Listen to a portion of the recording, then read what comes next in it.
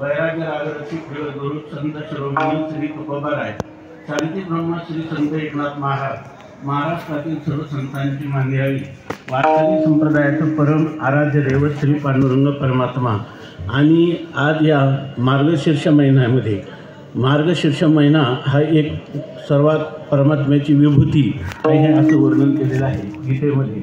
आणि या महान पर्वाची आज्ञा असणारे अधिष्ठात्री संरक्षक देवता श्री खंडेराय महाराज या सर्वांच्या अलौकिक अकारण करून अद्भुत असीम अपूर्व अहेतुकी अशा अनुग्रहामुळं दयेमुळं आम्ही हे सर्व आज या पर्वामध्ये जिवंत आहोत। आपले श्वासोच्छ्वास चालू आहेत ते लोहाराच्या भात्याप्रमाणे व्यर्थ नसून सार्थक आहेत। याचं कारण त्या संपूर्ण जगताचा उत्पत्ती स्थिती आणि लय करता असा असणारा जो परमात्मा त्या परमात्म्याचं एक रूप आहे शास्त्रामध्ये वर्णन केलेलं आहे की भगवान विष्णू हे ह्या जगताचं पालन करतात, भगवान ब्रह्मदेव ह्या जगताची उत्पत्ती करतो आणि भगवान श्री शंकर परमात्मा हे ह्या जगता आपल्या उदरामध्ये समाविष्ट करून घेतात किंवा त्या जगताचा संहार करतात।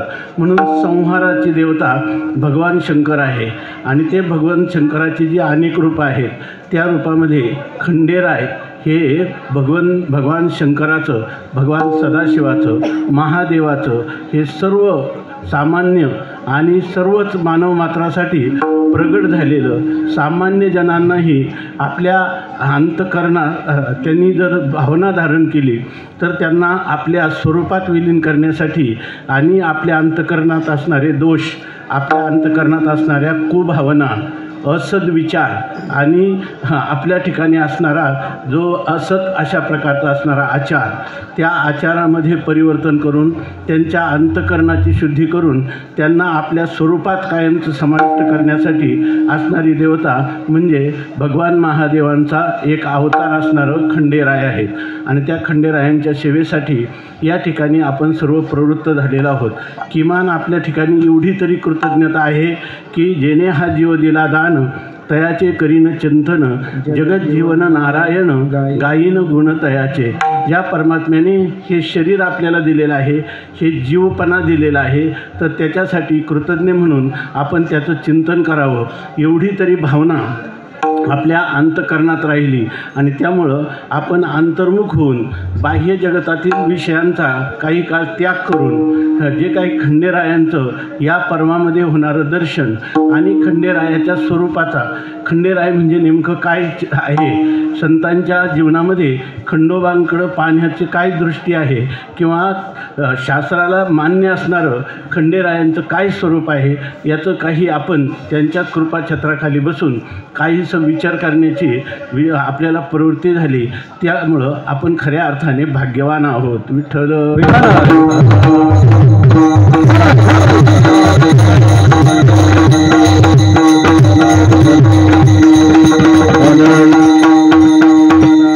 या ठिकाणी आपण सर्व जे आहेत एवढ्या प्रमाणात इथं आत्ताच भजन झालेलं आहे, दिवसभर सेवा या ठिकाणी होत आहे आणि याशिवाय या ठिकाणी नाद ब्रह्माचे उपासक असणारे आमच्या एक हृदयाचे सम्राट असणारे आपले हरिभक्तपरायण बंधुवर्य मृदुंगमणी एक आपल्या संप्रदायातलं रत्न गव्हाणे महाराज या ठिकाणी उपस्थित आहेत आणि त्या उपस्थितीमध्ये सर्व साधू संतांच्या समाजामध्ये आपण या ठिकाणी आपलं जे असणारं इष्टदैवत आवडतं दैवत आराध्य दैवत त्यांच्या चरणी काहीतरी शब्दरूपी फुलं या ठिकाणी समर्पण करायची एवढाच या कीर्तनाचा उद्देश आहे।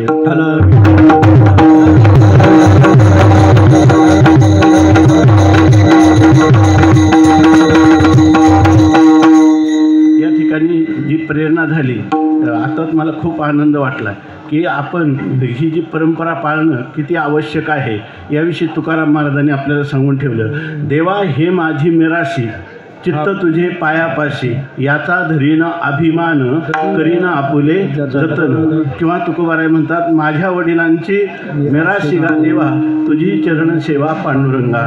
उपवास पारणी राखीला दारवंठा केला भोगवटा आम्हा लागी.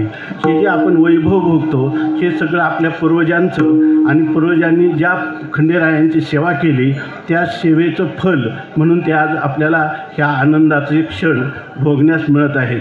त्याचा अर्थ असा की त्यांनी दिलेलं आपल्याला हे जे दान आहे किंवा त्यांनी आपल्यावर केलेली जी अहेतुकी कृपा आहे त्या अहेतुकी कृपेते आपण कसे तरी उतराई व्हावं. उतराई तर कधीही परमात्म्याच्या ऋणातून, संतांच्या ऋणातून, आईवडिलांच्या ऋणातून आपण कधीही मुक्त होऊ शकत नाही. पण असं आहे की त्याचा प्रयत्न तरी आपण केला तर कृतज्ञतेचा दोष आपल्यावर येत नाही. विठ्ठल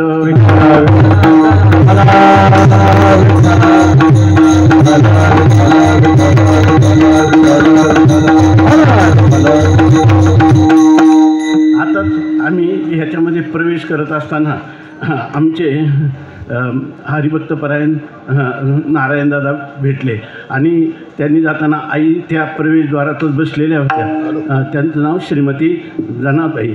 तर त्यांनी सांगितलं का हे सर्व वैभव आहे हे आईचं आहे, हे याला सर्व आईची कृपा आहे. आपला वेद सांगतो की मातृदेवो भव, पितृदेवो भव, आचार्य देवो भव आणि अतिथी देवो भव. आपल्या जीवनात काही करता आलं नाही तरी आपण आपल्या आई वडील ही साक्षात परमात्म्याची रूपं आहेत. माये बापे केवळ काशी तेने नव जावे तीर्थाशी. अशा प्रकारची ही परंपरा त्यांनीच आम्हाला घालून दिलेली आहे आणि त्यामुळं त्या परंपरेचं पालन करत असताना ते हरिभक्त नारायणदादांकडून आता त्याचं ये हृदयीचे ते हृदय घातले, हृदया हृदय एक झाले. आपल्याकडं वेदामध्ये असं लिहिलं आहे की पुत्र जो असतो त्या पुत्र शब्दाचा अर्थ आहे शास्त्रामध्ये पुनाम नरकात रायते ती पुत्र हा. जो आपल्या आईवडिलांकडून काही चुका झाल्या असतील तरी त्याच्या अपराध किंवा पातक यापासून मुक्त करतो त्याला म्हणतात पुत्र. आत्मा वै पुत्रनामा अशी असं एक श्रुतीमध्ये वचन आहे.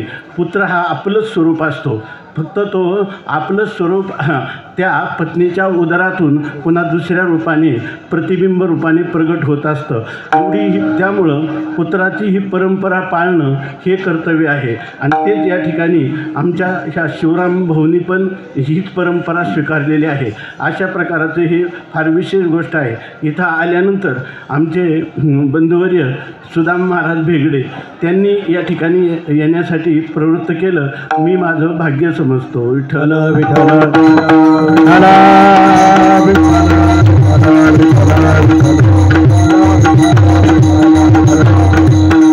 असो या ठिकाणी आपण परंपरा पाळतो. त्याच्यासाठी आपल्या वडिलांनी जीवाचं रान केलेलं आहे. ही परंपरा अशी सहज चालत नाही म्हणून आपल्याकडे म्हणतात आपलं कुळदैवत जे आहे, कुळधर्म साधनं असं म्हटलेलं आहे. आपली कुलदेवतेची पूजा करणं हे वार्षिक उत्सव करणं, दररोज त्याची पूजा करणं हे आपलं परम कर्तव्य आहे. आता बऱ्याच लोक खूप ज्योतिष पाहत राहतात आणि गावोगाव हिंडतात आणि कोणी ज्योतिषाला विचारतात, अनेक वैद्यांना विचारतात आणि हे सर्व करत असताना एवढं करूनही त्यांना समाधान वाटत नाही. याचं खरं कारण असं आहे, आपले भारतातले पंडित प्राण असणारे गणेश्वर शास्त्रीजी की ज्यांनी ह्या अयोध्येचा मुहूर्त काढला राम मंदिराचा, भारतातले एक मोठे विद्वान आहे. ते सांगत असतात सर्वात महत्त्वाची गोष्ट आहे आपल्या जाती धर्माचं जे पालन आहे ते पालन केलं की मनुष्याची सगळ्या संकटातून मुक्तता आपोआप होते. ते जे आपलं इष्टदैवत आहे, जे कुलदैवत आहे ते आपलं मागे पुढे उभा आहे सांभाळीचं आलिया आघात निवाराया. पण माणसं दुसरी सगळे उपाय करतात पण आपल्या कुलदैवताला भजत नाही. म्हणून ते सांगत असतात की सर्वांनी भजलं पाहिजे. या खंडेरायाचं तर किती महत्त्व आहे की या ठिकाणी गृहस्थी जीवन जगत असताना खंडेराय ही देवता अशी आहे की तुमच्या आमच्यासारखी सामान्य भानुमती आणि म्हाळसा दोन पत्न्या त्या ठिकाणी अंगीकार करते. मुरळी म्हणून जे काही प्रकार सांगितलेला आहे की जी देवाला समर्पित झालेली स्त्री आहे किंवा आईवडिलांनी परंपरित केलेली आहे, या सर्वांच्या गोतावळ्यामध्ये राहत असताना आपलं जे स्वरूप आहे, ईश्वर तत्व आहे, त्या ईश्वर तत्वाची जाण ठेवून या हृदय एक झाले, ये हृदयीचे ते हृदयी घातले, द्वैत न मोडिता केले आपण आईशे अर्जुना, असं जे म्हटलेलं आहे त्याप्रमाणे देव जो कोणी खंडेरायाचा भक्त आहे, खंडेराया त्याला त्या भक्ताचं जर संरक्षण करतातच, पण अंतकालच्या वेळेला त्याला आपल्या स्वरूपात घेतात. विठ्ठल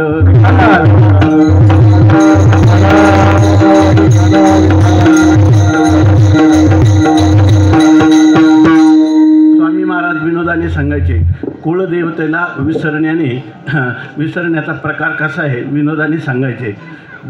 एक भाऊ एक दिवस संध्याकाळी आपल्या मोठ्या भावाकडे गेला आणि त्यांनी सांगितलं की दादा आपलं देवक कोणतं आहे, म्हणजे आपलं गोत्र कोणतं आहे असं विचारलं. त्यांनी सांगितलं मला माहीत नाही. नाही म्हणे आज आपल्या मुलाला पाहण्यासाठी माणसं आली होते आणि त्यांनी विचारलं की तुमचं देवक कोणतं आहे. तेव्हा मला तर काही माहीत नाही. ते म्हणे आपल्या वडिलांनी ज्या वेळेला जमिनीची आपल्या दोघांची वाटप करून दिली तर 1 इंचसुद्धा कोणाला कमी जास्त दिले नाही. घरामध्ये सुद्धा वाटे हिस्से बरोबर करून दिले, पण हे देवक आपल्या कसं वाट्याला आलं नाही. विठ्ठल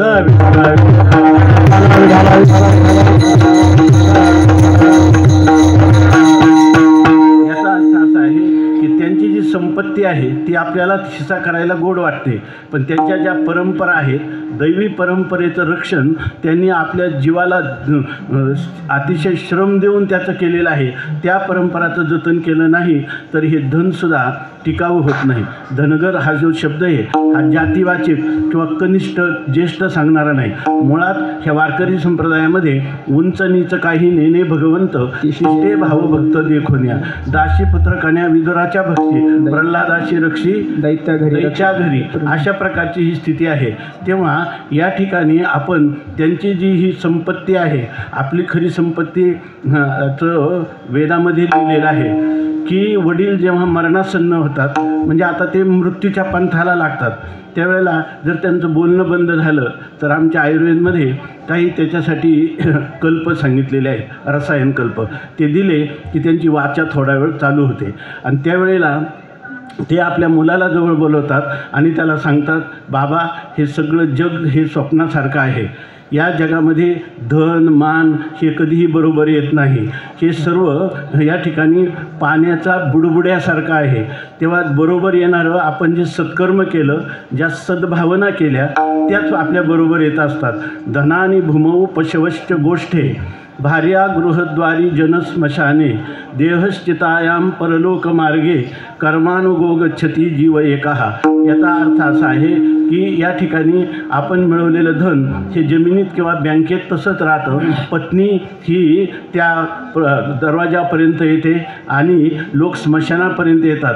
जीव हा एकटाच प्रवास करत असतो, पण तो प्रवास करीत असताना देहश्चितायाम परलोक मार्गे, त्याच्याबरोबर त्यांनी केलेलं जे काही पाप किंवा पुण्यात्मक कर्म त्याला तो घेऊन जात असतो. केले कर्म झाले त्याची भोगाले, केले कर्म झाले त्याची भोगाले, केले कर्म झाले त्याची भोगाले, केले कर्म झाले त्याची भोगाले.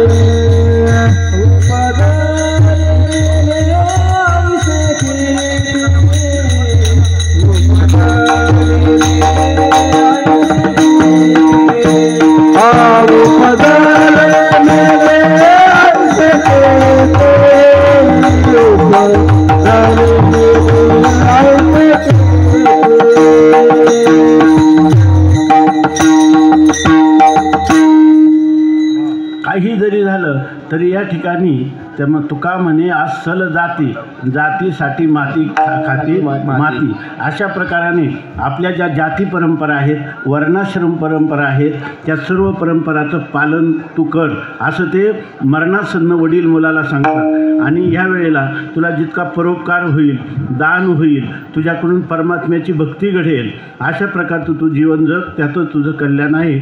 ही आपली संस्कृती आहे.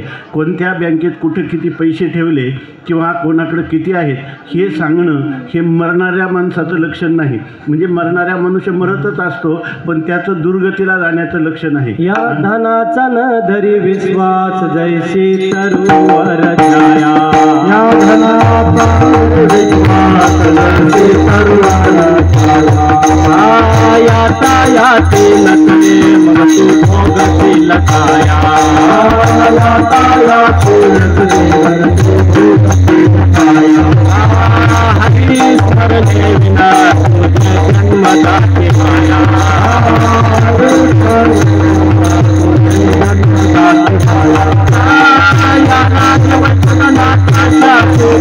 पारे पाया ओम नमो भगवते वासुदेवाय, ओम नमो भगवते वासुदेवाय, ओम नमो भगवते वासुदेवाय, ओम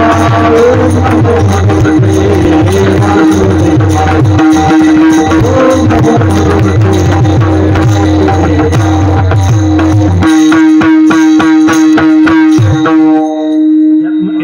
आशय एवढाच आहे की ह्या धार्मिक परंपरा ज्या आहेत त्या आपण त्यांचं रक्षण करणं हे आपलं परम कर्तव्य आहे. आणि याचा उपयोग काय होतो? महाभारतात लिहिलंय, धर्मो रक्षती रक्षिताः. जो ह्या धर्माचं रक्षण करतो तो धर्म त्याचं रक्षण करतो. ज्याचं धर्म रक्षण करत नाही त्याच्या रक्षणाची जबाबदारी देवावर राहत नाही. विठ्ठल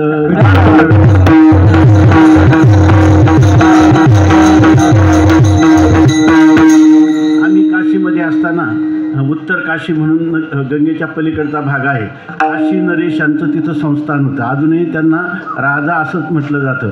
तर त्यांच्या संस्थानात आपल्या बारामतीचे एक दाम्पत्य त्यांच्या शेतीसाठी त्यांनी तिथं ठेवलं होतं आणि ते तिथंच काही जण बकरी पाळून त्याचा सांभाळ करत होते. पुढं त्यांचं काही प्रसंग आल्यावर त्यांना बारामतीला यावं लागलं.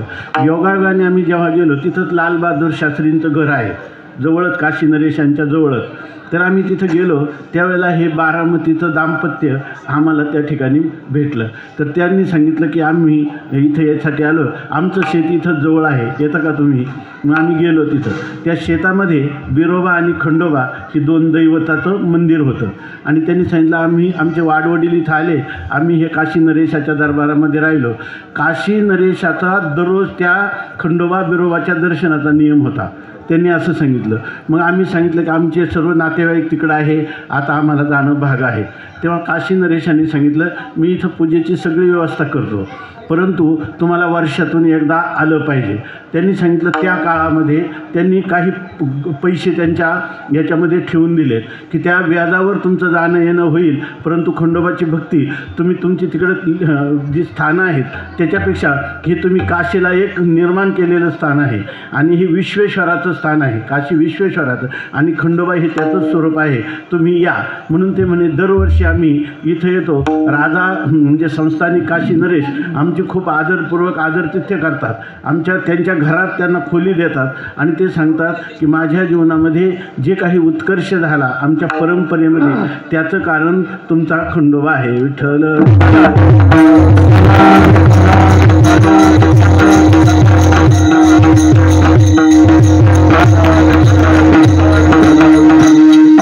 किती आपण जरी सुधारलो, किती धनवान झालो, कीर्तिवान झालो, राजकारणात कोणत्याही उच्च सीमेला पोचलो, तरी आपण अखेर खंडोबारायाचा आजान बालक आहोत ही भूमिका आपल्या जीवनातून कधीही जाता कामा नये. विठ्ठल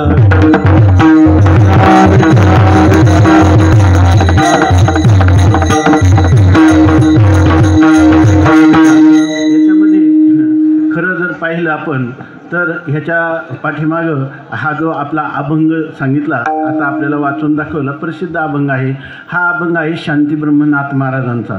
नाथ महाराजांनी ते वास्तव वैष्णव वारकरी संत वैष्णव संत आहेत, परंतु संपूर्ण समाजामध्ये एकच परमात्मा असतो, त्याला वेगवेगळी नावं दिलेली असतात. जसं एकच स्त्री असते, तिला कोणी आई म्हणतं, कोणी तिला बहीण म्हणतं, कोणी तिला वहिनी म्हणतं, अशा प्रकारची स्थिती आहे. तसंच एकाच परमात्म्याला अनंत नाव आहे. अवघी रूपे कोटी देवा, अवघी रूपे कोटी देवा, अवघी रूपे कोटी देवा,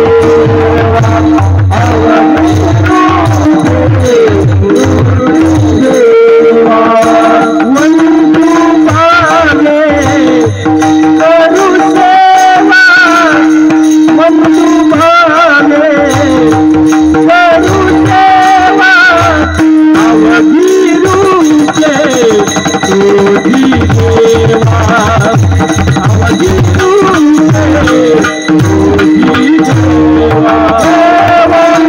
देवा,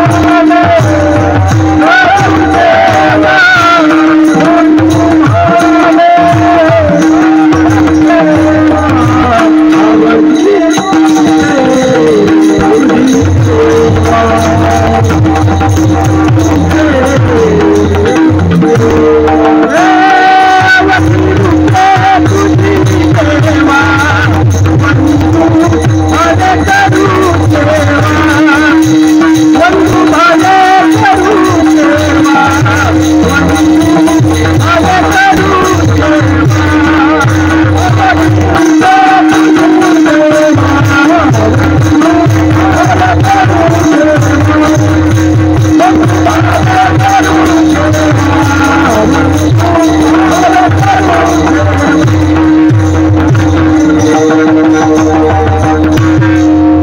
अवघी रूपे कोटी देवा, अवघी रूपे कोटी देवा, ही सगळं या ठिकाणी विष्णुश्रेष्ठ का शंकरश्रेष्ठ, खंडेश्वर का बिरोबा असं काही नाही. एकाच मनुष्याने जसा एकच नाटकामध्ये असणारा जो पुरुष आहे, तो कधी स्त्रीचं पाठ करतो, कधी पुरुषाचं करतो, कधी शत्रूचं करतो, कधी मित्राचं करतो.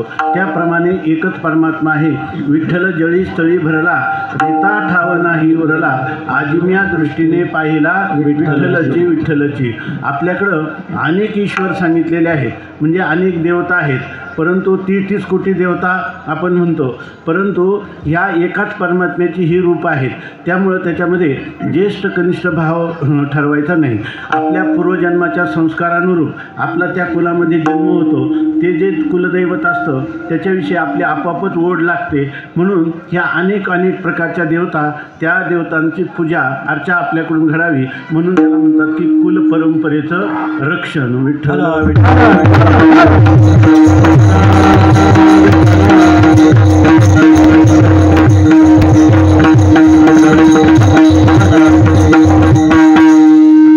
या ठिकाणी नाथ महाराजांनी आपल्यासाठी एकच ह्या खंडेरायांचं जेव्हा आपण चिंतन करतो ते आपलं कुलदैवत असतं. जसं ही 12 ज्योतिर्लिंग आहे, सौराष्ट्रे सोमनाथांचं श्रीशैले मल्लिकार्जुनम, तशीच या खंडोबारायांची 12 रूपं आहेत.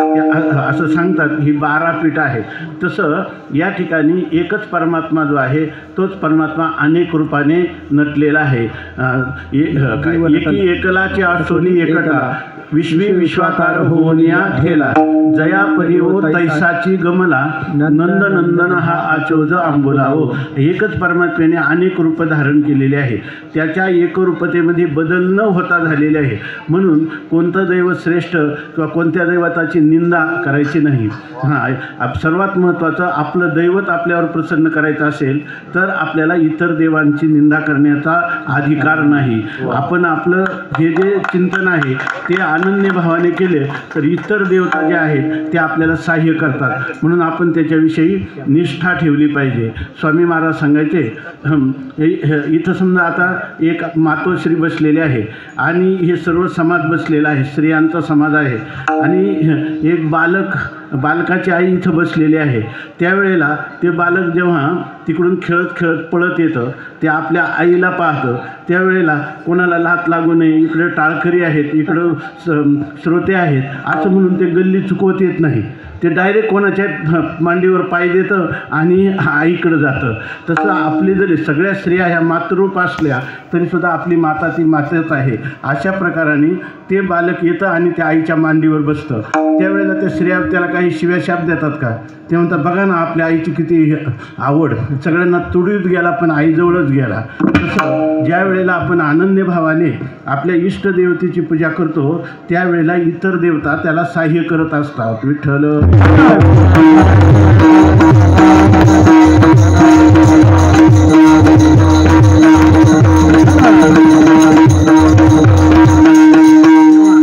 महाराजांना हा जो उत्सव आहे आपला, या उत्सवामध्ये जणू काही हे खंडेरायांचं तात्विक स्वरूप, ह्या खंडेरायाच्या परिवाराचं हे तात्विक स्वरूप तुम्हाला आम्हाला समजावून सांगत आहेत. विठ्ठल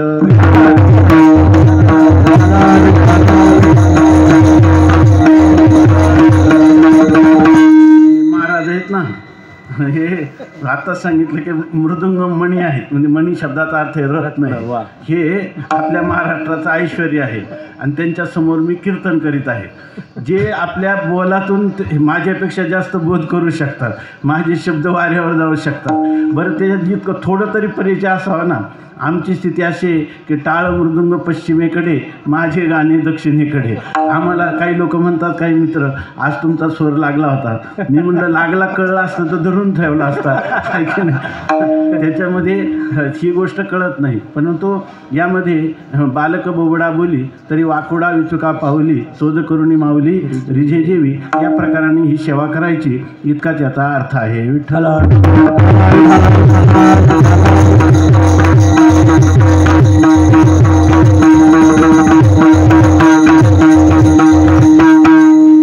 या ठिकाणी या अभंगामध्ये वाघ्या ज्याला आपण म्हणतो, मुरळी असं ज्याला म्हणतो, खंडेराव हे जे आपलं इष्टदैवत आहे किंवा ज्याला मल्हारी असं म्हणतात, या ठिकाणी ज्ञानरूपी दिवटी उजळत असतात किंवा बुधली, आणि भरीत रोडगा हे त्याचं काय आहे, नैवेद्य आहे. ह्यामध्ये तात्विक भाव लपलेला आहे. यामध्ये केवळ भरीत रोडगा एवढंच त्याचं स्वरूप नाही, किंवा बुधली एवढंच त्याचं स्वरूप नाही. तसंच वाघ्या, मुरळी, म्हाळसा, भानू हे जे काय आहेत या प्रत्येक व्यक्तिमत्वामध्ये किंवा ह्या पदार्थांमध्ये किंवा ह्या घटनेमध्ये खूपच मोठा आध्यात्मिक अर्थ भरलेला आहे.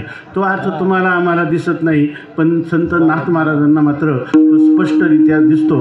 आणि ती परंपरा आपण समजावून घ्यावी म्हणून या अभंगामध्ये संत एकनाथ महाराज, शांती ब्रह्म संत एकनाथ महाराज या अभंगामध्ये या सर्वांचं स्वरूप तुम्हाला आम्हाला समजावून सांगतात.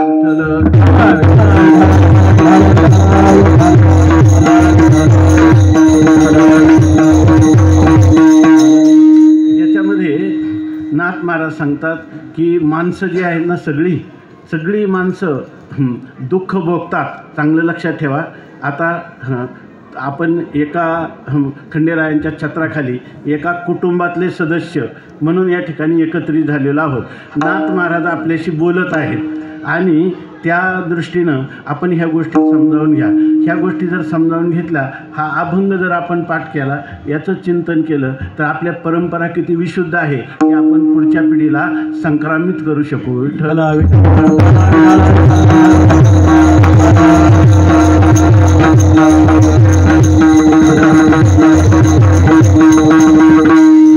खंडोबाराया ह्या दैवताचा जेव्हा विचार करतो त्यावेळेला वाघ्या हे किंवा वाघा असंही त्या ठिकाणी म्हटलेलं आहे. हे एक स्वरूप आपल्या डोळ्यापुढे येतं. वाघा याचा अर्थ काय आहे की भक्त. खंडोबाचा भक्त, त्याला वाघ्या असं म्हणतात. आणि भक्तीन हे तिला किंवा त्याला जोगतीन असं म्हणतात, तिला म्हणतात मुरळी. आणि त्याच्या जे धर्मपत्नी आहेत ते आहे म्हाळसा आणि भानुमती. अशा प्रकारच्या ह्या गोष्ट आहे. त्याच्यापैकी मुख्य भूमिका जर कोणाची असेल खंडोबाच्या भक्ताची आहे ना, मग वाघ्याची सर्वात मोठं. वाघा म्हणजे ज्याने आपलं तन मन आणि धन खंडेरायाला समर्पण केलं त्या भक्ताचं नाव आहे वाघ्या.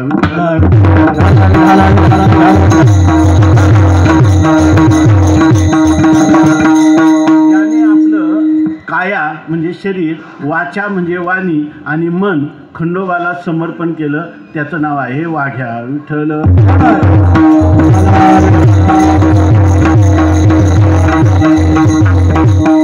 ज्याला जीवनाचा कडेलोट आनंदाचा झाला तर त्याला खंडोबाची आठवण झाली पाहिजे. आणि ज्याला जीवनात संकटाचा डोंगर कोसळला मेरू पर्वतापेक्षा तर त्याला सुख आणि दुःखात ज्याला भगवंताची आठवण होते, खंडेरायाची आठवण होते, त्याला म्हणतात वाघ्या विठ्ठल.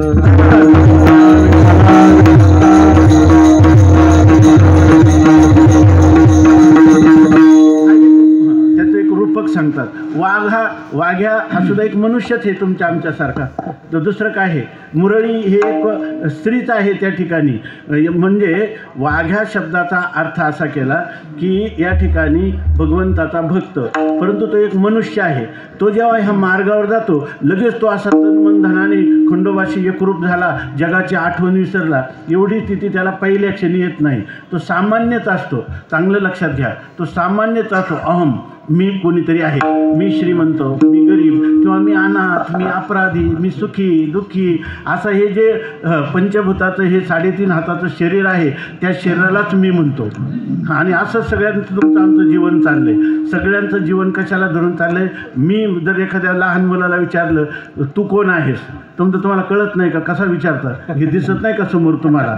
म्हणजे हे 3.5 हाताचं शरीर वास्तविक हा भ्रम आहे. आपण ते शरीर मुळातच नाही. त्या शरीर आपलं स्वरूपच नाही. आपण शरीराच्या पलीकडचा आत्मा आहोत. सगळ्या गोष्टी कीर्तनात आता थोड्या वेळा सांगता येणार नाही, पण एवढी गोष्ट कायम लक्षात ठेवायची. काही नाचकं कुचकं असणारं, काळाचं धन असणारं, या अत्यंत परतंत्र असणारं, पाण्याचा बुडबुडा असणारं हे जे शरीर आहे, ह्या शरीराला मी म्हणणं म्हणजे आपल्या बुद्धीचं दिवाळं काढणं आहे. विठ्ठल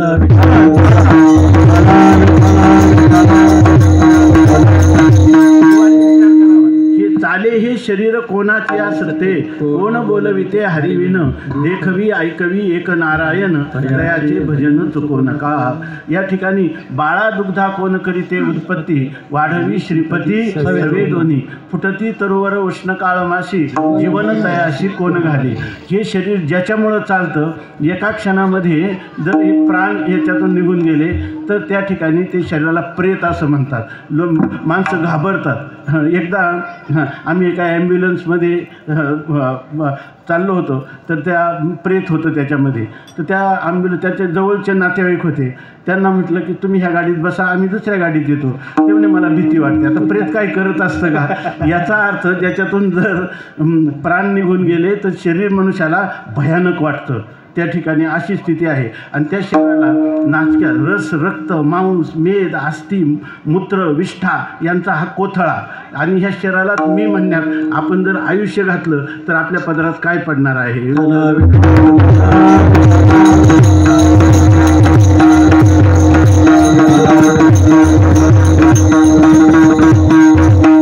अर्थ असा आहे की सामान्य जीवाला पण आपण सगळे शरीरालाच मी म्हणतो की नाही, पण जर आपण खंडोबारायांना शरण गेलो आणि माझं खरं स्वरूप काय आहे, ह्या शरीरापेक्षा वेगळा, की ह्या शरीराला जन्म आहे, याला नाश आहे, याला बाल्य अवस्था आहे, तारुण्य अवस्था आहे, वार्धक्य अवस्था आहे, मरण आहे, जन्म आहे, आईच्या उदरात 9 महिने रागवावं लागतं, मरणानंतर सुद्धा याचा प्रवास पुन्हा पुनरपी जननम पुनरपी मरणम असा होत असतो. अशा ऐवजी ह्या पुरुषाला एवढं संत सांगतात की देह मी हे नव्हे, देह नव्हे मी हे सरे, नावले विठ्ठल नावले नाव काल सारा चिंतने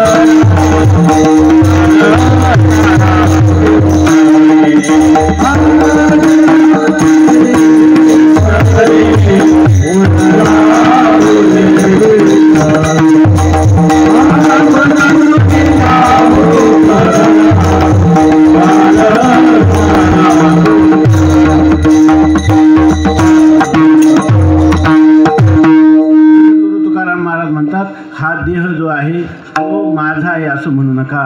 हां, ह्या देहामध्ये जे देहाला चालवणारा आहे तो परमात्मा, ते खरं माझं स्वरूप आहे, तो खरा माझा आहे, देह माझा नाही. देखावे ऐकावे एक नारायण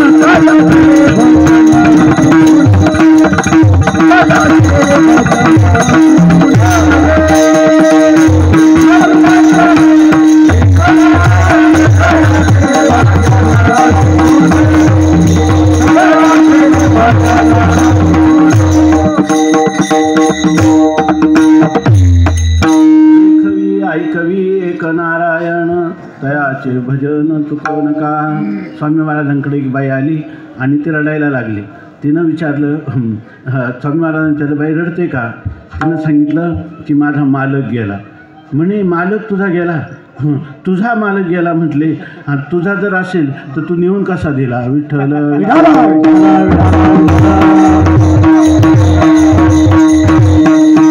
आपण आयुष्यभर खर्च करतो, हे शरीर माझं आहे. आपलं असेल तर कोणाला वाटतं का? आपल्याला मज लागी दुःख व्हावे आईशे कोणी भागावी ना जीवे. मला दुःख असावं असं कोणी इच्छा आहे का? नाही. मग तुझ्या शरीरावर तुझा ताबा आहे, तू त्याचा मालक आहे, तर दुःख का दूर करू शकत नाही? त्याचं मरण का दूर करू शकत नाही? त्याचे व्याधी का दूर करू शकत नाही? अशा प्रकारची स्थिती आहे. म्हणून खरं आपण शांतपणाने फार मोठ्या माळा जपा दान धर्म करण्यापेक्षा स्वामी महाराज सांगायचे दिवसातून काहीतरी वेळ तू शांत मनाने बस. मी कोण आहे? मी कुठून आलो? मला कुठं जायचं? माझ्या जीवनात दुःख का? त्या दुःखाचा परिहार कशाने होईल? याच्यासाठी मी काय केलं पाहिजे? संताला शरण गेलं पाहिजे, देवाला शरण गेलं पाहिजे. अशा प्रकारचा काही विचार कर. तुझं मुंडासं गुडघ्यावर शांतपणे ठेवून विचार कर. असा दररोज 5 मिनिट जरी विचार केला तरी माणसाच्या जीवनात परिवर्तन होईल.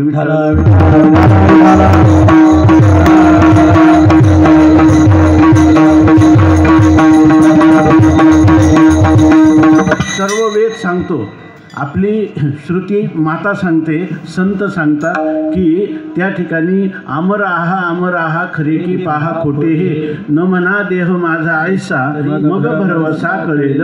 तुम्ही ह्या देहाला मी म्हणू नका. याचं अंजन भंजन करीत 10 चपलाचे जोड आणि 25 शर हे वापरू नका, किंवा याची आवश्यकता नाही. या शरीराच्या आत असणाऱ्या त्या आत्म्याला, शुद्ध परमात्म्याला, त्याच्या चिंतनात तुमचा काळ घालवा. तुमचं जीवन धन्य होईल.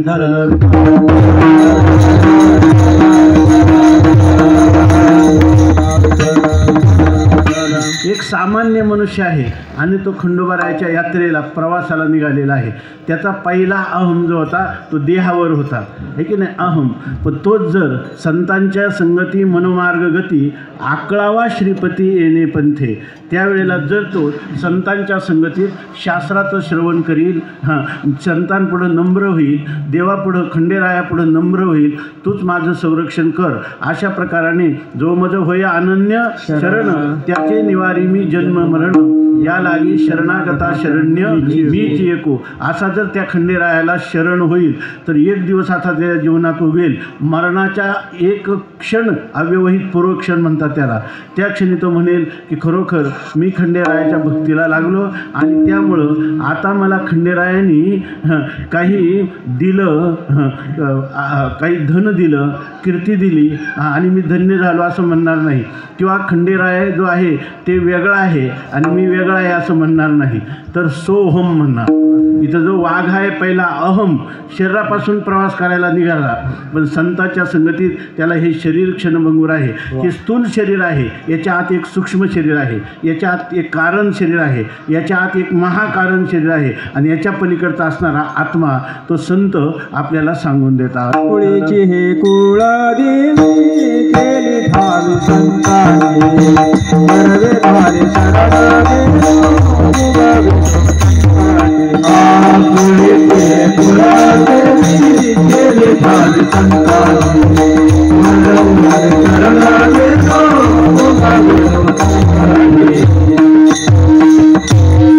त्यावेळेला तो म्हणत नाही खंडोबा हे श्रेष्ठ आहे आणि मी मात्र कनिष्ठ आहे, मी त्याचा दास आहे आणि तो माझा स्वामी आहे असं म्हणत नाही.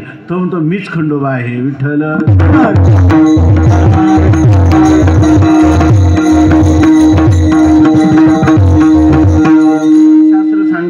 की हा परमार्थाचा पांथस्थ झाला, वाट सुरू झाला की अहम म्हणत होता तोच काय म्हणायला लागतो, सोहम. तोच वाघ्या, तोच भक्त म्हणतो मी आता सहा, म्हणजे तो अहम अस्मी म्हणजे मीच आहे, एवढा परमार्थाचा उच्च कोटीचा प्रवास तो करत असतो. आणि एवढ्यावरही थांबत नाही.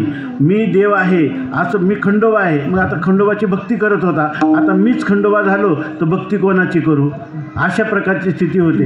हे सुद्धा या ठिकाणी सांगतात की हा वाघ्या देवरूपाला प्राप्त होतो आणि सगळ्या जगाच्या मागच्या पिढीच्या कल्याणासाठी तो पुन्हा देवाची सेवा करतो. आणि ती कशी करतो, प्रेम लक्षणात्मक भक्तीनं करतो. तो त्याची खंडोबाची वारी करतो. म्हणून या ठिकाणी म्हणतात अहम वाघा सोहम वाघा प्रेम नगरावारी. प्रेमरूपी नगर आहे, अंतकरणात प्रेम ओसंडून वाहत आहे आणि ते खंडेरायाच्या दिशेने वाहत आहे. मीची होनी पांडवा करीती माझी सेवा, किंवा शिवो भूत्वा शिवम यजेत. या ठिकाणी बघा, आपल्याला केवळ आपण जे काही खंडोबाची सेवा करतो त्या सेवेचं फल असं झालं पाहिजे. आता मी श्रीमंत आहे, मी रोगी आहे, मी दुःखी आहे, हे विचार करण्यापेक्षा मी साक्षात खंडोबारायांचं जे तात्विक स्वरूप आहे, जे अविनाशी आहे, जे ज्ञानस्वरूप आहे, जे आनंद घन आहे, ते मी आहे, असा जर आपण निश्चय केला तर या ठिकाणी आपला जीवनाचा प्रवास संपला. पण जीवनाचा प्रवास संपला म्हणजे हे ज्ञान झाल्यावर माणसाचं शरीर पडत नाही. नाही तर खंडोबाची सेवा केल्यावर जर खंडोबा झाला की देह पडतो असं जर लोकांना कळलं तर लोक कोणी खंडोबाची उपासना करतील का? कोणी थंडी तापाने मेलं, कोणी कॅन्सरने मेलं, तसं हा खंडोबाच्या सेवेने मेला म्हणतील, आहे की नाही? शरीर त्याचं जसंच्या तसं राहतं, त्याला सुखदुःखाचे भोग होत राहतात. परंतु त्या परमात्म्याच्या कृपेने त्या ठिकाणी त्याच्या अंतःकरणात जे प्रेम आहे तो अखंड झरा देव आहे, तोपर्यंत तो खंडोबाची आपल्या इष्टदेवतेची पूजा करत राहतो. त्याला म्हणतात तो प्रेमनगराची वारी करत राहतो. आणि असं हे जीवन आहे. हे जीवन नाथ महाराजांनी तुमच्या आमच्यासाठी लिहिलं. त्यांची तर स्वतःची ही अनुभूतीच आहे. परंतु ते म्हणतात की अहम सोहम असा ह्या वाघ्याचा प्रवास होऊन तो स्वतः प्रेमरूप ज्ञानेश्वर महाराज यांनी कल्पांतापर्यंत संजीवन समाधीत आपलं रक्षण करण्यासाठी बसलेले आहेत. ज्ञानदेवे घेतले दान, हृदय धरून या ध्यान, समाधी बैसला निर्वाण, कथा कीर्तन करीतो. त्यांना वारीची गरज होती का? त्यांना पांडुरंग परमात्मा ज्यांना इथं समाधी द्यायला आले त्यांना गरज होती का? माझ्या मनीची माझ्या जीवीची आवडी आणि पंढरपुरानी नगुडी, पांडुरंगी मनरंगले, गोविंदाचे गुणी वेधले. ह्या परमात्म्याने मला सर्व काही जरी दिलं असलं तरी त्याच्या गुणांनी माझं मन वेधलेलं आहे. त्यामुळं मी त्याची सेवाच करत राहणार. विठ्ठल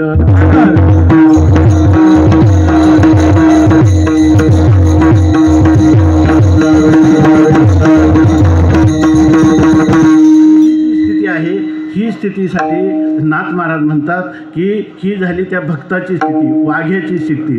पण तो तुम्हाला आम्हाला सांगतो तुम्ही पण सावध व्हा आणि सावध होऊन काय करा, देव करा कैवारी. कैवार म्हणजे आपल्या जीवनामध्ये महान कोणता तरी दुर्धर प्रसंग आला असताना जर एखादा मनुष्य किंवा एखादी देवता आपल्याला सहाय्य करील तर त्याला म्हणतात की तो आमचा कैवारी आहे. तर तुम्हाला आम्हाला हा वाघ्या सांगतो की तुम्ही सावध व्हा आणि देवाला कैवारी करा. आपल्या जीवनामध्ये काय होतं, लोकांना वाटतं धनाने सुख मिळेल, कोणाला वाटतं पैशाने, आपला मोठा अधिकारी किंवा कोणी पुढारी आहे आपला नातेवाईक तो आपलं संरक्षण करील, आपले आई वडील संरक्षण करतील. हा सगळा भ्रम आहे की या ठिकाणी आपला निदानीचा एक पांडुरंग, या ठिकाणी आपलं इष्टदैवत खंडेराय हेच आपलं संरक्षण करणार आहे. नाहीतर स्वामी महाराज सांगायचे जीवाने जीवाला कधी शरण जाऊ नये. जीवाने जड असणारं धन त्याला तुम्ही म्हणता की माझ्या बँकेत ₹1,00,000, ते कधी तुम्हाला म्हणतं का मी तुमचं आहे म्हणून? कधीच म्हणत नाही. तर अशा हजारांच्या खिशात मी फिरत गेलेलो आहे. त्यात ते आपल्यासाठी कधी रडत नाही. आपले किती जरी पशुपक्षी असले, आपलं पशुधन असलं की स्वामी महाराज विनोदाने सांगायचे, एकाने मोठा घोडा पाळला होता. तर तो घोडा मेला तर मालक रडतो, पण मालक मेला तर घोडा कधी रडत नाही. घोड्यापेक्षाही आपली मनुष्य जात कमी बुद्धिवान आहे. विठ्ठल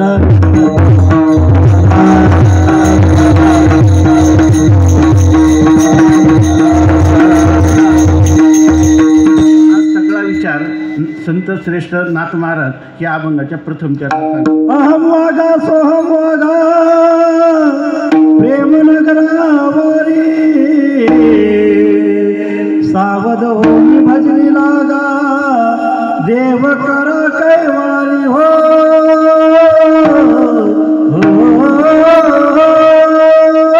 मल्हारीची वारी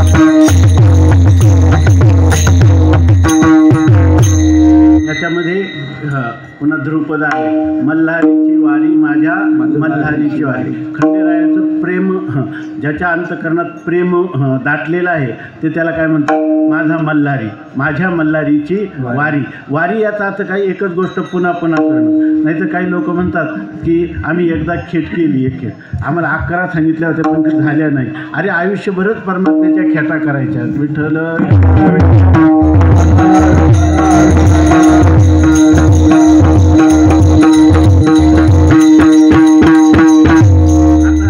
आतापर्यंत एक वादक होते आता एक गायक आहे. विठ्ठल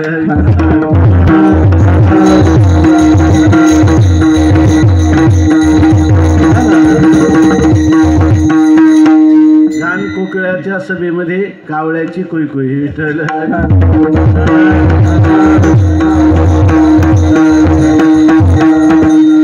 असो या ठिकाणी मल्हारी हे सगळे शब्द खूप अर्थवाही आहेत. ही सगळी आता धनगर शब्द जो आहे ना तर धनागर हा असं त्याचा मूळ संस्कृतमध्ये व्युत्पत्ती आहे. आणि धनाचा साठा ज्याच्याजवळ असतो त्याला म्हणतात धनागर धनाचा साठा. परंतु त्याचा अपभ्रंश होऊन धनगर असं नाव हे झालेलं आहे. तसंच या ठिकाणी वाघ आहे ना व्याघ्र शब्द आहे त्याच्यामध्ये. वाघ शिकारला जर शिकार आली तर तिला फस्त करून टाकतो तिला पूर्णपणे नष्ट करतो गिळंकृत करतो. तसं केवढाही मोठा दोषाचा समुदाय आला ना जो त्याला किती प्रलोभन आली जो त्याला लाथाडतो त्याला म्हणतात धनगर. विठ्ठल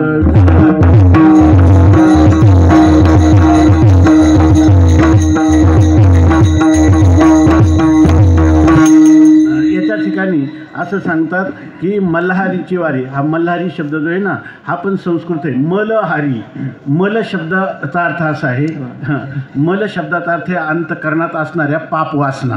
म्हणजे जे शास्त्राने सांगितलं ना कलंजम मा भक्षयस्व तुम्ही मांसाशन करू नका तुम्ही सत्यम वद सत्य बोला असत्यम मा वद असत्य बोलू नका शराम मा पिबस्व मद्यपान करू नका असं शास्त्राने सांगितलं. हे त्याला कळतं पण वळत नाही. त्याला असं वाटतं की पाप वासना अंतकरणात अनंत जन्माच्या संस्कारामुळं त्याची निषिद्ध कर्म करण्याकडे प्रवृत्ती होते आणि ह्या प्रवृत्तीचं नाव आहे मल. आणि मलहारी म्हणजे त्या मलाचं हरण करणारा. म्हणजे जर खंडेरायाची भक्ती केली आणि ती जर खरी असली तर आपल्या अंतकरणातल्या पापवासना हळूहळू जाऊन आपलं अंतकरण शुद्ध होतं. आपली भक्ती खंडोबाची चांगली चालली की नाही याचं जर तुम्हाला निकष पाहायचा असेल याची परीक्षा करायची असेल तर मी जेव्हापासून खंडोबाची भक्ती करतो तशा अंतकरणात वाईट गोष्टी करण्याविषयी माझ्या वासना या ठिकाणी विरळ शिथिल होत जातात असं दिसलं तर समजावं की खंडेरायाची आपल्यावर कृपा आहे आणि आपली भक्ती योग्य दिशेने चालली आहे.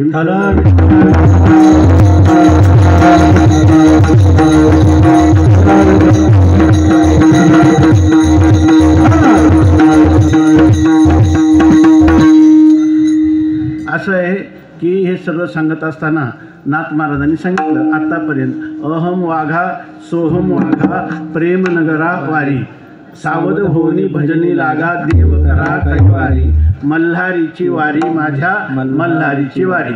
आपण वाघ्या हे पात्र या ठिकाणी पाहिलं. तसंच या ठिकाणी दुसरं पात्र सांगतात इच्छा मुरळीस पाहू नका पडाल नरकद्वारी.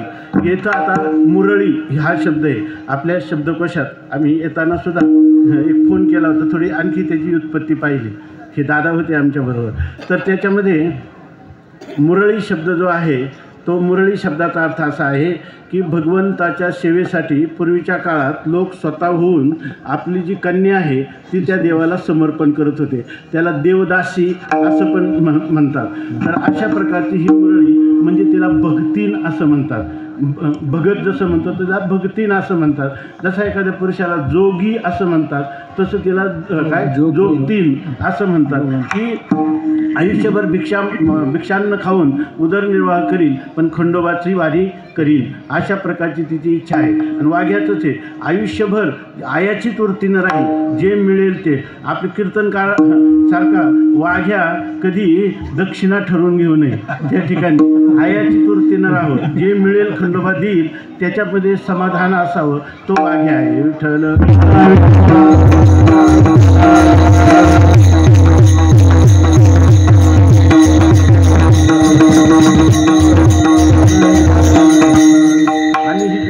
लोक बघा भांडण करायला लागले ना. मी आता रस्त्याने विचार केला तर एखाद्या स्त्रीला दुसरी स्त्री भांडण करताना मुरळी असं म्हणते, ऐकलं नाही. तर त्याचं नाथ महाराजांना ते खटकत असावं.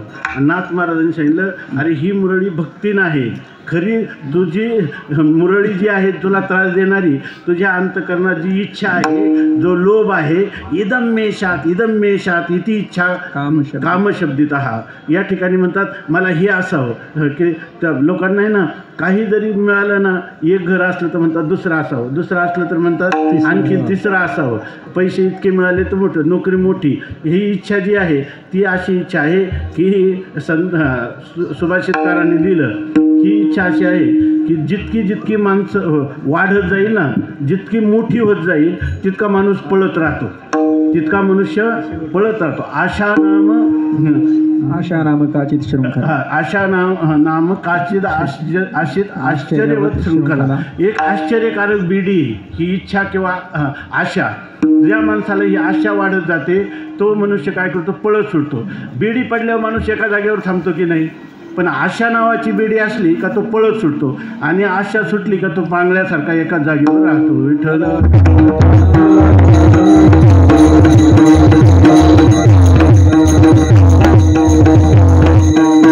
आणि लोक शिवाय जरी इच्छा किंवा निंदा कोणाची करतात माहिती आहे का, सामान्य माणसाची करत नाही.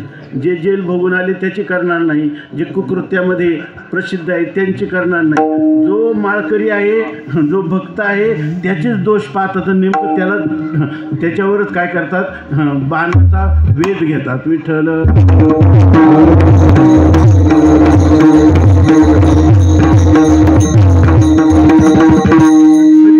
म्हणजे कोण आहे, तुझ्या अंतकरणात उत्पन्न होणाऱ्या अनेक प्रकारच्या इच्छा.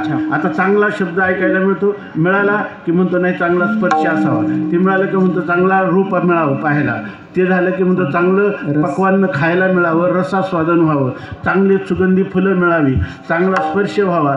असं सगळं आयुष्य ह्या इच्छेमध्ये निघून जातं. सर्व सुखाच्या आशा जन्म गेला, क्षण एक मुक्ती यत्न नाही केला, हिंडकाळ दिशा शीन पावला, माया वेष्टीला जीव माझा. सगळं आयुष्य निघून जातं. म्हणून मनुष्याने कधीही हरिजनाची कोणा न घडावी निंदा. या ठिकाणी जे देवाचे भक्त आहेत ना, ते कसे असतील त्यांचं ते पाहून घेतील, आपण त्यांचे दोष पाहू नये. तुकाराम महाराजांनी सांगितलं, हरिजनाची कोणा न घडावी निंदा, साहत गोविंदा नाही त्याचे. भगवंताला स्वतःची निंदा केली तर चालतं, पण त्याच्या भक्ताची निंदा चालत नाही. म्हणून कोणालाही त्याची निंदा घडू नये. भगवान काय करतो, रूपा येऊनिया धरी अवतार, भक्ता अभय कर आणि खरा कष्ट. आपल्याला फार कष्ट भोगावे लागतात. म्हणून या ठिकाणी म्हणतात इच्छा मुरळीस पाहू नका. वाईट दृष्टीनं त्या मुरळीकडं, म्हणजे जे कोणी भक्तजन असतील त्यांच्याकडं तुम्ही पाहू नका. वाईट दृष्टीनं इच्छा मुरळीस पाहू नका. त्याने परिणाम काय होईल, पडाल नरकद्वारी, तुम्हाला नरकाचा दरवाजा खुली होईल. आणि भागवतामध्ये किती 28 नरकांचं वर्णन केलं, ते 28 नरक तुम्हाला भोगावे लागतील. म्हणून माणसाने खरं तर कोणाची निंदा करू नये, पण एखाद्याला त्याच्याशिवाय कर्मतच नसेल तर देवाची करावी, सामान्य लोकांची करावी, पण भक्ताची करूच नये.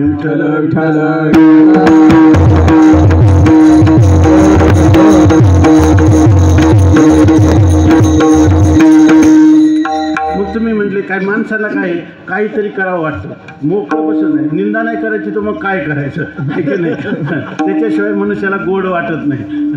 आपला काळ व्यर्थ जातो, व्यर्थ नाही जात, तो अनर्थाला कारण होतो याचा कोणी विचार करत नाही. फार तुकाराम महाराजांचं जर गाथा ज्ञानेश्वरी आपण पाहिली ना, आणि मग तुम्ही राजकारणात असा, समाजकारणात असा, शैक्षणिक क्षेत्रात असा, आध्यात्मिक क्षेत्रात असा, तुमचं जीवन एकदम उज्ज्वल आणि समाधानी असं होईल. तुम्ही ढेकळात जरी झोपले तरी पृथ्वीचा अंथरूण आणि आकाशाच्या पांघरुणामध्ये डराडर झोप लागली पाहिजे, अशा प्रकारची जीवन जगण्याची शैली ही संतांनी सांगून. सर्व माझा काळ तुझी चिंतने,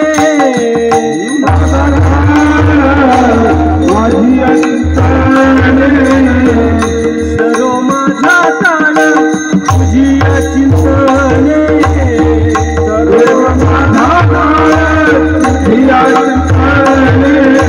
काया माझा मने इच्छित काया माझा मने इच्छित काया माझा मने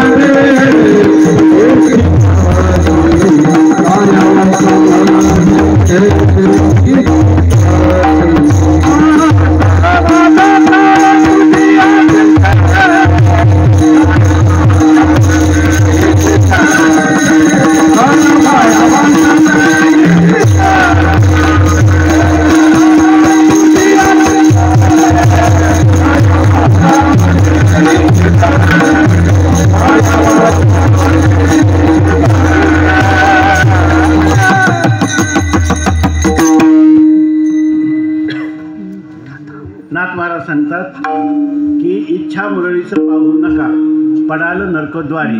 मग करा काय तर बोध बोधली ज्ञान दिवटी उजळा महाद्वारी. आता मंदिराच्या महाद्वारामध्ये आपण दिवा लावतो, त्यात तेल देता टाकतात, त्याला काय बुधली म्हणतात, आणि त्याच्यामध्ये हा दिवा आपण उजळत असतो. तर याचं रूप करून नाथ महाराज सांगतात की आयुष्यात आलं ना तुम्ही काही करू नका. हा शरीर जे दिलेला आहे ना भगवंताने, देवे दिला देह भजना गोमटा, तया झाला फाटा बाजिकेचा. आपल्याला जो देवाने शरीर दिलेला आहे, ह्या 84 लक्ष योनी देवाने निर्माण केल्या. देवाला समाधान वाटेना, म्हणून देवाने ही मनुष्य योनी निर्माण केली. काही माझं काही भजन पूजन करेल, हे काही कुळाचार पाळतील, इष्टदेवतेचं भजन करतील, आणि आपण जर ते केलं नाही तर परमात्मा प्रसन्न आपल्यावर कधीही होत नाही. म्हणून मनुष्य जन्मात आलं तर भगवंताची आलिया संसारा उठा वेग करा, शरण जा उदारा पांडुरंगा. त्या भगवंताला शरणागती आपण केली पाहिजे. म्हणून या ठिकाणी म्हणतात की आपल्या जीवनामध्ये हा बोध, हे ज्ञान आपण मिळवलं पाहिजे. ज्ञान म्हणजे कोणतं? काही लोक म्हणतात हा माणूस फार ज्ञानी का, म्हणे की ह्या आदल्या दिवशी निश्चित पडणार होता, पण 1000 रुपयाने दुसऱ्या दिवशी निवडून आला, त्याची बुद्धीच तितकी तीक्ष्ण नाही. ही बुद्धी काही कामाची नाही. धन मिळवणं, मान मिळवणं, देव प्राप्त करण्यासाठी लागणारी बुद्धी ती खरी बुद्धी आहे. बुद्धीचे वैभव अन्य नाही तुझे, एकाकेशी राजे सकळ सिद्धी, वृद्धी सिद्धी निधी अवघीच उपाधी, जो त्या परमानंदी मन नाही. या सर्वांच्या पेक्षा आनंदाचा सागर, आनंदाचा कंद तो खंडेराय आहे. आणि त्याच्याजवळ बसून तुम्ही तो महानंद, ब्रह्मानंद, परमानंद, आत्यानंद त्याचं तुम्ही संपादन करा. आणि त्याच्यासाठी साधन आहे ज्ञान मिळवा. ज्ञान मिळवा म्हणजे परमात्म्याचं ज्ञान करून घ्या. तो परमात्मा कसा अनंत गुणनिधान आहे, तो कसा भक्तवत्सल आहे, तो कसा कृपाळू आहे, याचं तुम्ही ज्ञान करून घ्या. तो परमात्मा आणि माझं स्वरूप एक कसं आहे याला म्हणतात आत्मज्ञान, ब्रह्मज्ञान. ते ब्रह्मज्ञान तुम्ही प्राप्त करून घ्या. आणि हे आपलं अंतःकरण हा एक दिव्याचं ती बुद्धली आहे, आणि त्या बुद्धीमध्ये ही ज्ञानाची ज्योत तुम्ही काय करा, प्रगट करा. असा अभंगाच्या 3ऱ्या चरणात इच्छा मुरलीच पाहू नका, पडाल नरकाद्वार. इच्छा मुरलीच पाहू नका,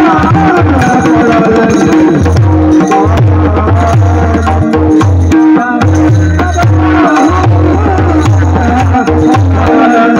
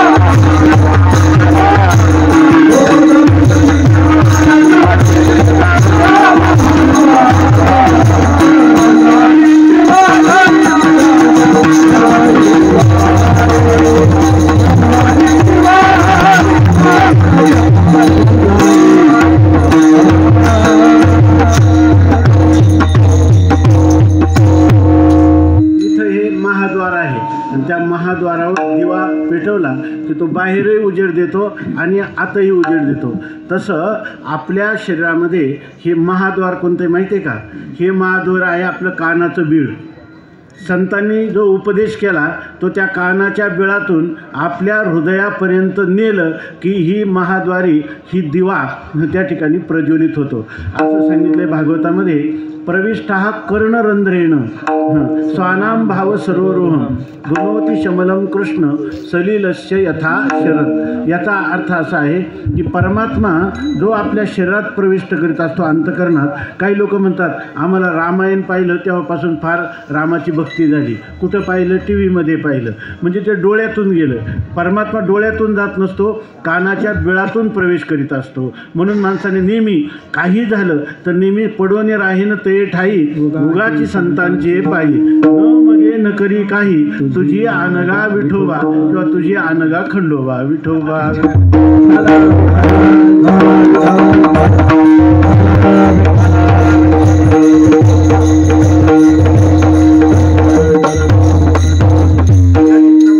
महाद्वार नरकाच्या द्वारात जायचं नसेल तर महाद्वारामध्ये आपल्या संतांनी सांगितलेला उपदेश तो त्या कानाच्या बिळातून प्रविष्टः कर्णरंध्रेण स्वानाम भाव सरोरोहम आपल्या अंतकरणरूपी कमलापर्यंत त्या उपदेशाला घेऊन जा अशा प्रकारचे सांगतात. आणि हे झालं की खऱ्या अर्थाने आपलं जीवन जे आहे ते पूर्णपणे निहाल किंवा परिपूर्ण होणार. विठ्ठल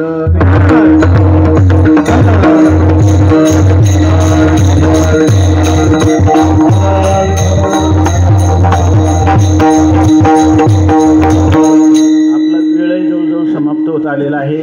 तर आता थोडक्यात राहिलेल्या चरणाचा 10वा भावार्थ सांगतो. आपला प्रवास सुरू झाला. मी देह आहे, परंतु जर संतांच्या संगतीत संतांचे विचार आपल्या कानावर घेतले आणि त्याचं अनुसरण आपण केलं तर कुठपर्यंत जातो? तर 9 प्रकारची भक्ती सांगितलेली आहे. नवविधा काय बोललेली जे भक्ती द्यावी माझ्या संतजनी.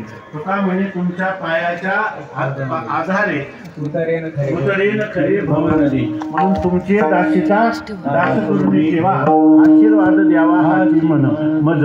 आपण जर संतांना शरण गेलो की माझ्या दुःखाचं तुम्ही निवारण करा, मला मार्गदर्शन करा, तर याचं पहिलं साधन संत सांगतात श्रवण. म्हणजे संतांच्या संगतीत ऐकत जावं या ठिकाणी. नंतर दुसरं आहे श्रवणम कीर्तनम.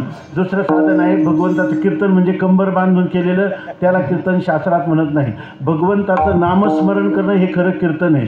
तेच कीर्तन हे नामघोष निर्लज्ज करीते हरीचे दास. भगवंताच्या नामामध्ये नृत्य करताना गाताना कधी लज्जा वाटू देऊ नये म्हणून कीर्तन आहे. तिसरं आपण एकटा असलं तर विष्णोह स्मरणम. विष्णूचं स्मरण केलं पाहिजे. दररोज सकाळी अर्चनम काहीतरी त्या देवाचा पूजापाठ आपण केला पाहिजे. वंदनम त्या देवाला दररोज वंदन केलं पाहिजे. नंतर त्याचा आपण कोणीतरी दास आहे. देवा तू माझा स्वामी आहे आणि मी तुझा दास आहे अशा प्रकारची भक्ती केली तर त्याला काय म्हणतात? दास्यम. नंतर इतकी आपली प्रगती झाली पाहिजे का हळूहळू देव मोठा आणि मी लहान असं न वाटता देव माझ्या अत्यंत जवळचा आहे, तो माझा मित्र आहे असं वाटलं पाहिजे.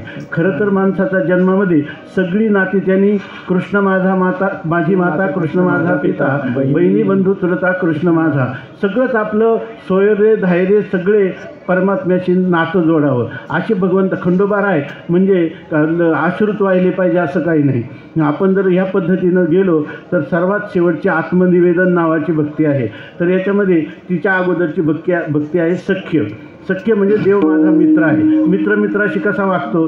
त्याला कधी खायला देतो, कधी त्याचं खातो, गुप्त गोष्ट त्याला सांगतो, कधी ऐकतो आणि काय गुह्यम आख्याती पृच्छती. किती गुह्य असलं तर मित्राला सांगतो आणि त्याला विचारतो सुद्धा. असं षड्विधम मित्र लक्षणम असं 6 प्रकारचं मित्राचं लक्षण आहे आपल्या जीवनामध्ये. जसं ती गवळ्यांचे ताक पिणारी मुलं पण त्यांची गुळणी भगवंताच्या मुखात टाकतात आणि भगवान ती काय करतो? घट्ट करतो. अशा प्रकारे एवढा मोठा जगाचा नायक असणारा खंडेर आहे. पण आपल्याला जेही काय आपण देऊ ती त्यांनी काय करतो? त्याचा स्वीकार करतो, कारण तो आपला मित्र आहे. आपल्याला कायम भीती नाही वाटली पाहिजे देव कुठं आणि मी कुठं. स्वामी महाराज म्हणायचे देव देव आहे आणि तुम्ही काय भूत आहात का? विठ्ठल विठ्ठल.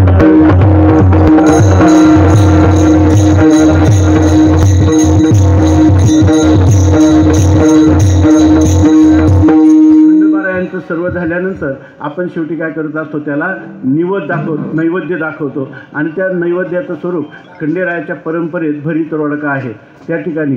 परंतु हा भरीत रोडका जो आपण खाऊ घालतो किंवा नैवेद्य रूपाने देतो, याच्यापेक्षाही त्याला श्रेष्ठ असं नैवेद्य कोणतं आहे तर तो आहे आत्मनिवेदन नावाची सर्वात शेवटची असलेली भक्ती, की ज्या भक्तीमध्ये मी म्हणून कोणी राहिलोच नाही.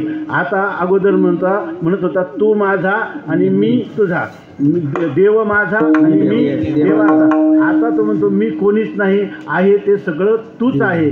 ज्याच्यामध्ये सगळं तूच म्हणतात त्याला म्हणतात भक्ती, ज्याच्यामध्ये सगळा मीच आहे असं म्हणतात त्याला म्हणतात ज्ञान. विठ्ठल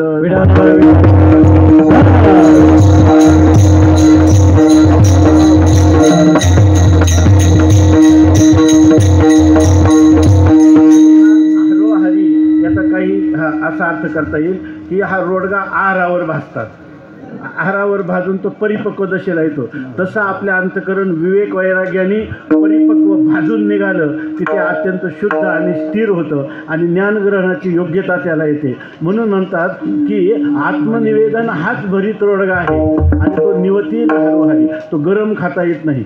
कारण वैराग्याची जी गोधुली ज्ञानोबारायांनी सांगितलं, वैराग्याचे गाढले अंगी त्राण होते भले, तेही नावेक ढिले तेव्हा चिकरी.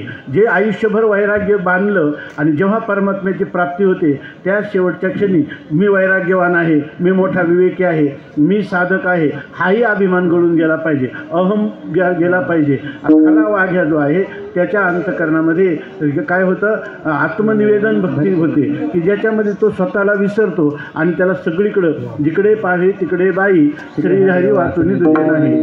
जिकडं पाहो तिकडं काय आहे, जेथे जेथे जाय मन तेथे तेथे अधिष्ठान. अशा प्रकारची उच्च कोटीची आत्मनिवेदन भक्तीपर्यंत तो जातो आणि हा सगळा प्रवास नाथ महाराजांनी ह्या अभंगामध्ये सांगितलेला आहे. पैकी हे चतुर्थ चरणात सांगतात आत्मनिवेदन.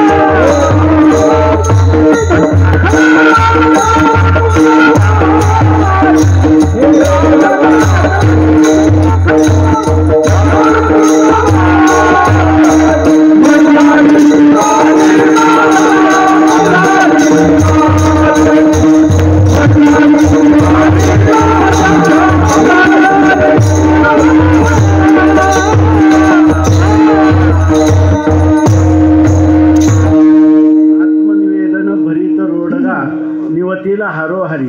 थंड झाल्यावर त्याचं जसं आपण सेवन करतो त्याप्रमाणे आपल्या अंतकरणात आतापर्यंत केलेल्या साधनेचे कष्ट ते बाजूला सारून केवळ परमात्म्याचा निरसा आनंद घ्यायचा, शुद्ध आनंद घ्यायचा. आणि याचं फल म्हणून सांगत असतात की एका जनार्दनी धन्य खंडेराव. खरोखर आपल्याला आयुष्यभर खंडोबाची जी सेवा केली आणि त्याचं फल प्राप्त झालं की उद्गार काय करतात, असं याच्यामध्ये सांगितले की सुकृती पुण्यवान धन्य. धन्य हा शब्द कधी बाहेर पडतो? जर एखाद्या माणसाने खूप मोठं सत्कृत्य केलं का आपण म्हणतो धन्य हा रामराव, धन्य त्याचे आईबाप असं म्हणतो. कारण त्याने काय केले? चांगलं कृत्य केलेलं आहे किंवा पुण्यकृत्य केलेलं आहे. म्हणून सुकृती आणि पुण्यवान करणारं पुण्यकर्म करणार असेल तर त्यालाही धन्य असं म्हणतात. म्हणून या ठिकाणी म्हणतात ज्या खंडेरायाची आम्ही भक्ती केली आणि त्यांनी आज आम्हाला हे आनंदाचे सोहळे दाखवले, धन्य आहेत खंडेराय. आम्ही ते कसं एका जनार्दनी आमच्या श्रीगुरु जनार्दन महाराजांनी मला खंडेरायाच्या भक्तीचा मार्ग दाखवला. त्यामुळं आता मी माझे उरलेलं जीवन आहे ना तर त्यावरी कोणता वारी, मी त्याच्यावर या ठिकाणी जो काही व्यजन म्हणतात, पंखा म्हणतात त्या किंवा त्याचं काही दुसरं नाव आहे विंजनवारा, मी ह्या पंख्याच्या द्वारा त्याला घालील. आता माझ्या जीवनात दुसरं काही नाही. आता मी आणि देव, देव माझा आणि मी देवाचा, असं आयुष्य हे ज्यामुळं मला प्राप्त झालं. मग पठ्ठ्याने तेवढं साधनाच केलेली आहे असं नाही म्हणत. धन्य खंडेराव. या ठिकाणी माणसाच्या जीवनात काही चांगलं झालं ना त्याने ते श्रेय गुरुला द्यावं किंवा आपल्या देवाला द्यावं.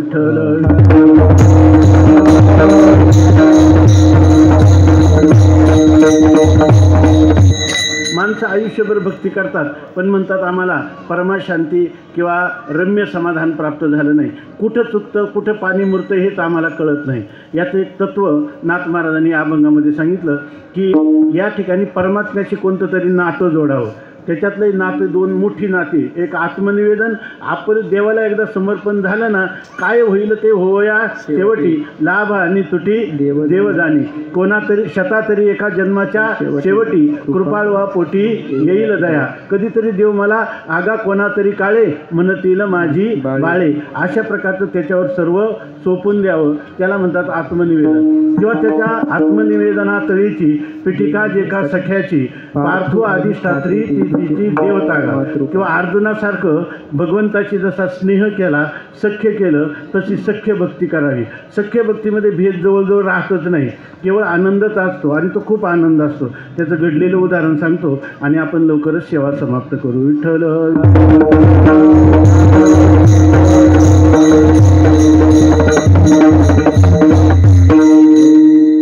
एकदा आपल्याला माहीत आहे आळंदीमध्ये जो कन्याश्रम आहे तिथं आता 2002ला जे ब्रह्मलीन झाले असे परमहंस परिवाराजकाचार्य आनंदाश्रम स्वामी महाराज, तर त्यांचे गुरु कैवल्याश्रम स्वामी महाराज त्यांनी काशीला संन्यास घेतला होता. पुढं काय झालं की ज्यावेळेला ते पूर्ण थकले त्यावेळेला त्यांना लघवीचं रोध झाला, म्हणजे लघवी बंद झाली. तात्कालिक उपाय झाला पण त्या डॉक्टरांनी सांगितलं बराच खर्च येईल. काशीला ते राहत होते आणि ते तर फक्कड महात्मा होते, पैशाला स्पर्श करत नव्हते. तेव्हा त्यांना वाटलं की आपण हे करू शकणार नाही. त्यांनी स्वामी महाराजांना पत्र पाठवलं. ते त्यांचे शिष्यच होते की चांगलं लक्षात घ्या थोडा वेळ, तर त्या ठिकाणी जर तुम्ही बडबड केली तर अजून 2 तास कीर्तन चालेल.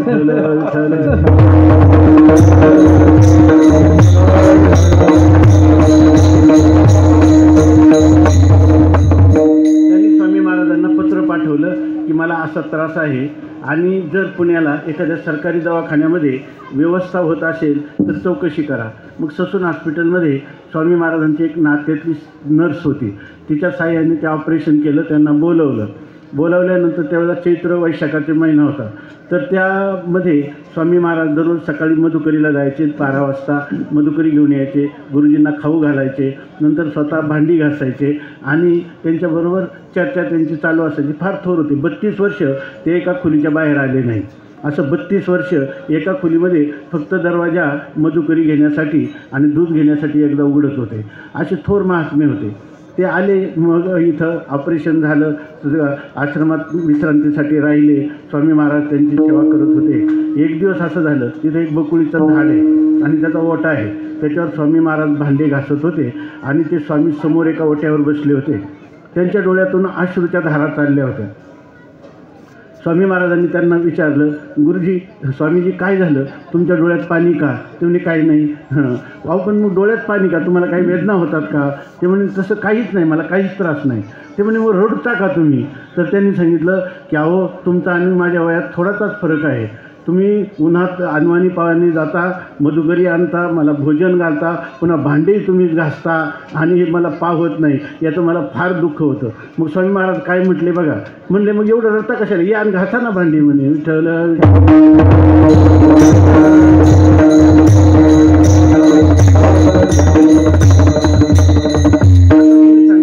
इथं आदर नाही का, इथं प्रेम नाही का? पण त्या भीतीदायक, त्याला काय म्हणतो आपण, भीतीगर्भित भयगर्भित आदरापेक्षाही असा जो सख्यभाव आहे हा श्रेष्ठ आहे. की त्याचा अर्थ स्वामींना त्यांच्याविषयी अनादर होता असं नाही, तितकी जवळीक होती. आणि अशी जवळीक संतांची किंवा देवाची होते त्यावेळेला त्याचं जीवन कृतार्थ होतं. विठोबा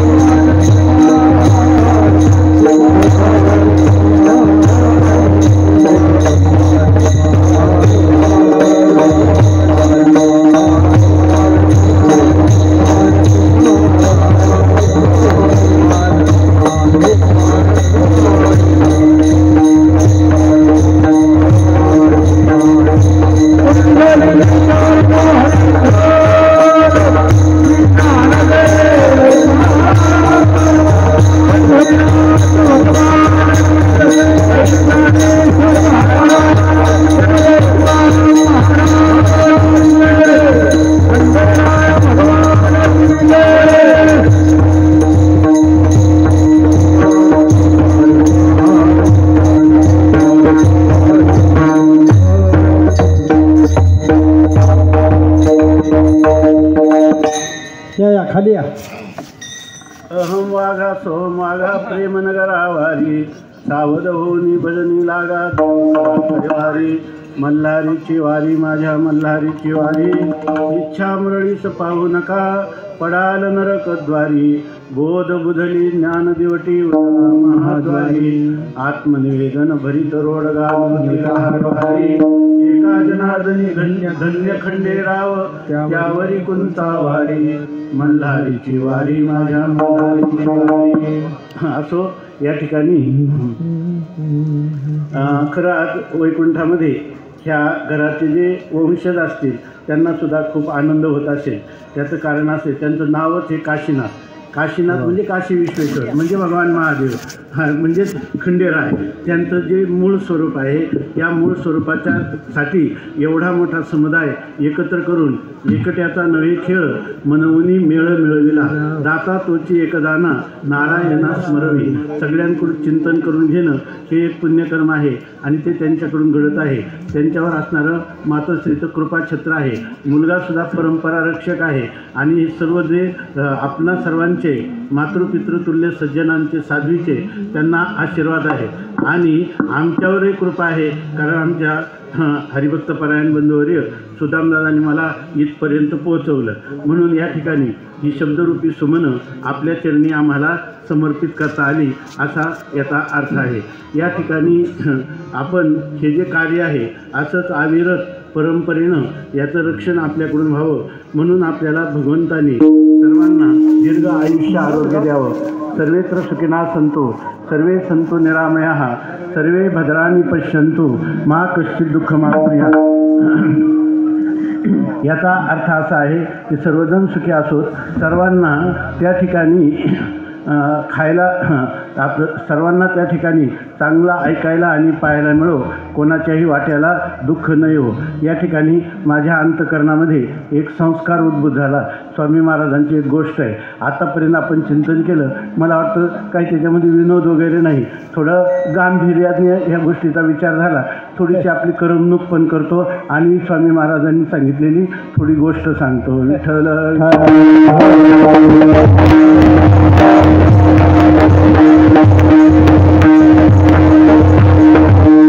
स्वामी महाराजांनी एक गोष्ट सांगायची नेहमी ते, एका राजाने एक भगवान शंकराचं शिवलिंग स्थापन करण्याचं ठरवलं, मंदिर बांधलं आणि त्या मंदिरामध्ये एक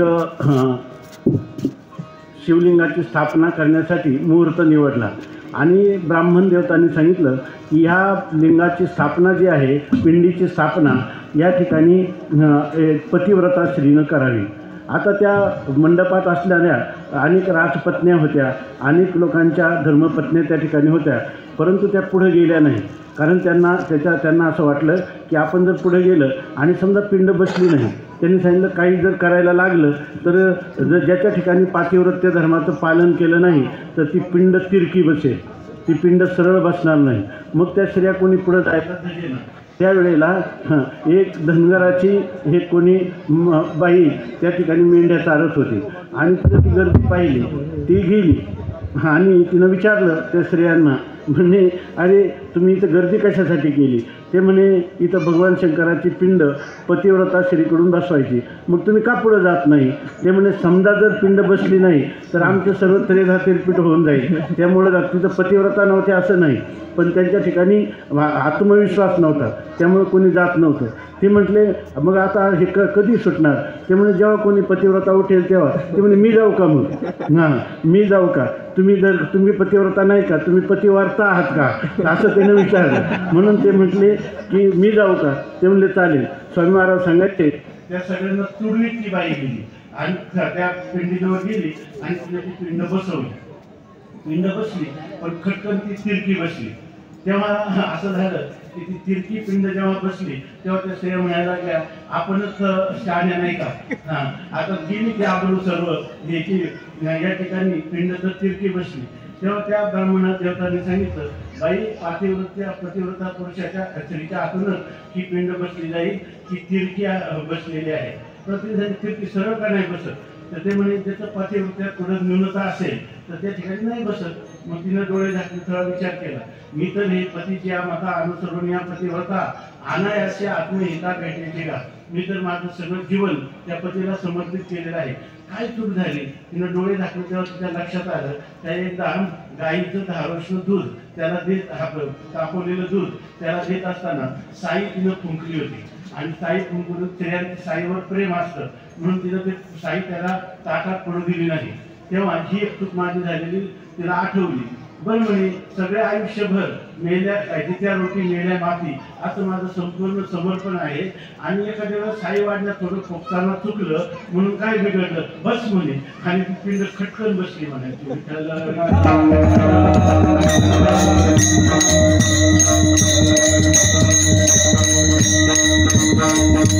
माझ्या प्रकृतीचं स्वास्थ्य आणि प्रेमामुळे अनेक कार्यक्रम, त्यामुळे मलाही असं वाटत होतं की आता ही संध्याकाळची पिंड बसत की नाही, खटकन बसली.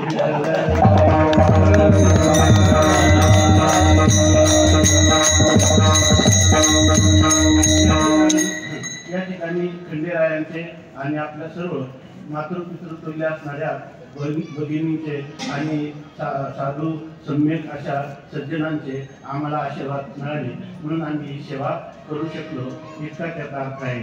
या ठिकाणी आल्यानंतर खूपच समाधान वाटलं. हा जो अभंगाचा आपण चिंतन केलं, मला वाटतं पुढचा उत्सव येईपर्यंत याच्यामध्ये ज्या ज्या गोष्टी आपण चिंतन केल्या त्याला आपण पुन्हा अंतर्मुखतेनं चिंतन आपल्याकडून व्हावं आणि आपल्या जीवनातला खऱ्या अर्थाने आध्यात्मिक उत्थान व्हावं म्हणून संत सम्राट माऊलींच्या चरणी त्यांच्या सत्तेतून प्रार्थना करतो. सर्वेत्र सुखिनः सन्तु सर्वे सन्तु निरामया सर्वे भद्राणि पश्यन्तु मा कश्चित् दुःखमाप्नुयात्. मी आता सांगितलं की या ठिकाणी आम्हाला वक्तृत्वाचं, गायनाचं, वादनाचं, तालस्वराचं कुठल्याच प्रकारचं ज्ञान नाही. फक्त हे महात्मे सगळे दयाळू आहात आणि आपणही एक महान उदार अंतकरणाने श्रवण करीत आहात. म्हणून ही जी शब्दरूपी सुमन आहे ती आपण खंडेरायांच्या चरणी समर्पित करू आणि आजच्या चिंतनाला विराम देऊ. ज्ञानेश्वर